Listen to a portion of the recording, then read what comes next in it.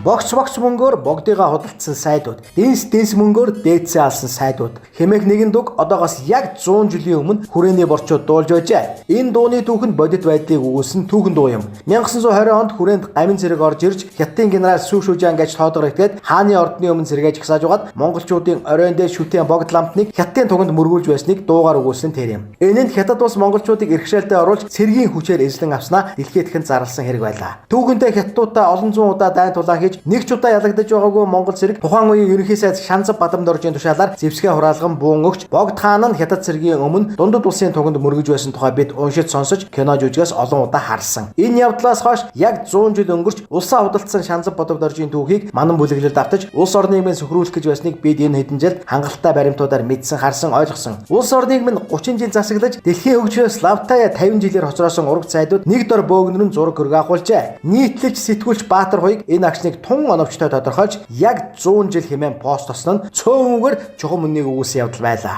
Тийм ээ, эдгээр новшнуудыг түүх мартахгүй. Тун удахгүй Монгол улс сэргэн мандна. Тэр цагт хууль дүрм шударгаар үйлчилдэг болно. Тэр цагт улс их орноо зарж үрж мөхөл сүрэл рүү хөтлөн оруулсан эдгээр хог шоорнууд бүгд шоронгийн торны цаана амьсгал хураана. Тэдний нэр Монгол улсын түүхэнд хараар бичигдэн үлдэж, тэдний үр хүүхэд хайны жил ойр тойрных нь гарал угсаа удам судраа өгтлээ нууж, сүүдэр даган айж цэрвэн үлгэн салган амьдрахчаа аядах болно. Түүх юу ч мартдаггүй. Түүхийг хинч мартагнуулж мартуулж чадахгүй. Манай хөтөлбөрч үүнийг байнга сануулan сэргээж зэгшүүлэн дэлгэж байх болно. Миний дараагийн сэтгүүлч хатуу мэдээ хөтөлбөрийг мань өвлөн авах тэр үед ч эхний захиасаа энэ талаар хатуу захиж сануулan үлдээх болно. Ард түмэн хизээж зэх дүүгээсээ урагдаггүй юм.